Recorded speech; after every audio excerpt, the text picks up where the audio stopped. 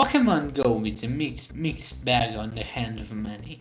On the one hand, it's bringing people to walk, igniting the first gen nostalgia of 20 something years old, helping fight levels of obesity even on children that are at their highest rates ever.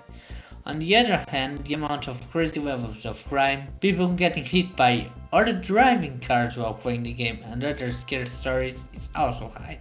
So today I thought I'd review Pokemon Go. Just for clarification's sake, I'm playing the way it's available Android version as of August 27th on a Huawei Z Mini, while I'm putting the final touches on this review.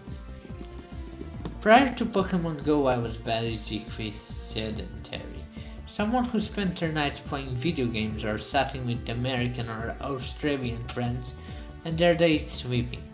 The reach of Pokemon Go was actually healthy for me as it caused me to start hanging by the day with Shadow again.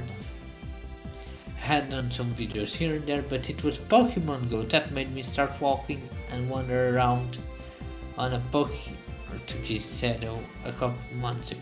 A couple of months ago the game was different, and it was an exciting and weird time as everyone almost simultaneously started their journey at the same time. Without time to wait for an official reach in Portugal, I walked. The car features remained the same since then, but the game has progressed widely to save Niantic servers from burning to the ground, and they have been more stable as of late. In Pokemon Go you pick your gender, pick between some slight variations in quotes, and your skin tone, and then you go out into the world. When you first get detected by the GPS, there are 3 Pokemon near you: Bulbasaur, Squirtle, and Charmander Char! And through an Easter egg that is turning your camera away from them, you can get a Pikachu. Yes, I said your camera. You see, Pokemon Go is an augmented reality game. Much like the cards that come with the 3DS, when you click on them in the overworld, the Pokemon appear before your camera as you try to catch them. It's a nifty feature, and you can actually see them in the world, so you might want to turn AR off as it makes catching them harder as a wiggle and turn off your way and you wiggle your camera. After you pick your starter, you've got to start walking, and you might want to consider investing into a power bank and a good internet data plan, because the game requires mobile data at all times and GPS, which drains your battery fast. So the gimmick of Pokemon Go is that you have to walk in real life to catch Pokemon, hatch eggs, and eventually fight for your team. Simple, right? Well, we won't be sitting the system out by driving, that's for sure, because if the GPS detects you going too fast, 20 kilometers an hour by some estimates, about 15 miles an hour, it turns your hatching off. So your options are either a slow walk, a very wide walk, or a bicycle ride. I have to have a Jeep MP3 with the gold and silver and red and blue music playing when I do that. It's just nostalgia for me, when I bike I mean. The game has music, a track that feels suitable from the first generation as played by modern synthesizers, but if there's more music I didn't hear it, aside from the loading music and the one when you're catching a Pokemon. Either way, they're all pretty good tracks, though nothing as memorable as the one from the main games. You also can play your own music over it, because the game mutes anything playing, hence the cheap MP3 I carry. In previous versions, there were footsteps that indicated how close you were to a Pokemon, remaining far, there being right on top of it. You should be able to see it if you zoom out! But in the current version, it has been replaced by a system hated by many, the one I like to call the cross-finding one. It works like this: you come in from position A and the Pokemon appears on your radar. You know it's not in the 60 meters backwards to you, so you set that as a central point. Where you stand, you walk forward 70 meters. If it doesn't appear, you return to the center point, and that 70 meters you walked are point B, and you cross it out. Then you try out point C, which is up or down, but generally there's not a point D, because it's blocked out by either river, buildings, or something. And you know, it's gotta be either in A, B, C, or D. So, when you cross A, B, C, you know it's going to be in D. So you walk down or up depending on how you cross the sea, and it's there. There's a problem with this method. The problem? Pokemon only spawn for 15 minutes each hour, and tests done by player indicate that while there are nests Pokemon that appear more often in the same place, they are not guaranteed spawn rates. This system feels incomplete. Needs to work around that Niantic found to the server overload that was causing players to be kicked off the game mid-play or the game to freeze often. There's a rumored solution on the way though, tied to the Pokestops.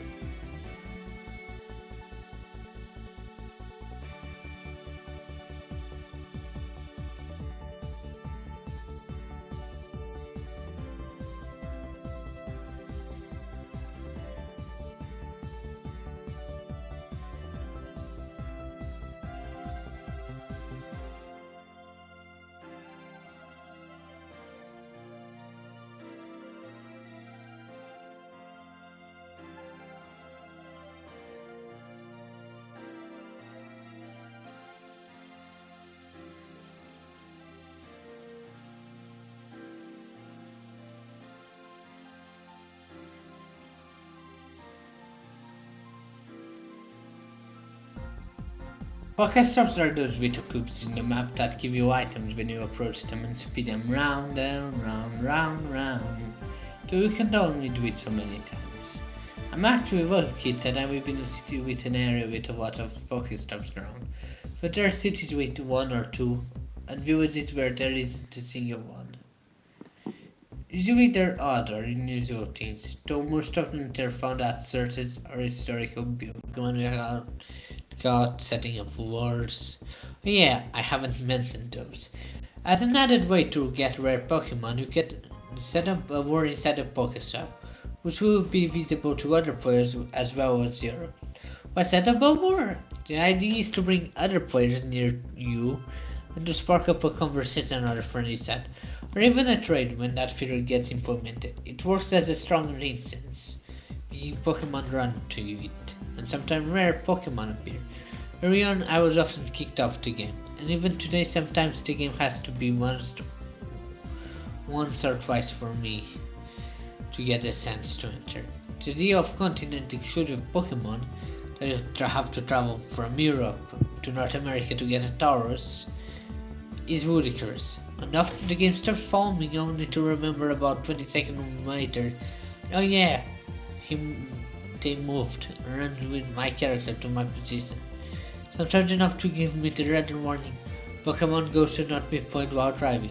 But, despite the great team's rivalry, despite there being days where I haven't played it, despite not even once attempting a gym, and not mentioning it in this review, for my Pokemon being far too weak for it, means just accumulating potions and revives. I still have a lot of fun with this game. Look at how much I walked, often with 30 to 35 Celsius in the sky and often at 2 p.m. And this game is a battery waster. I may have walked double or 1.5 times that.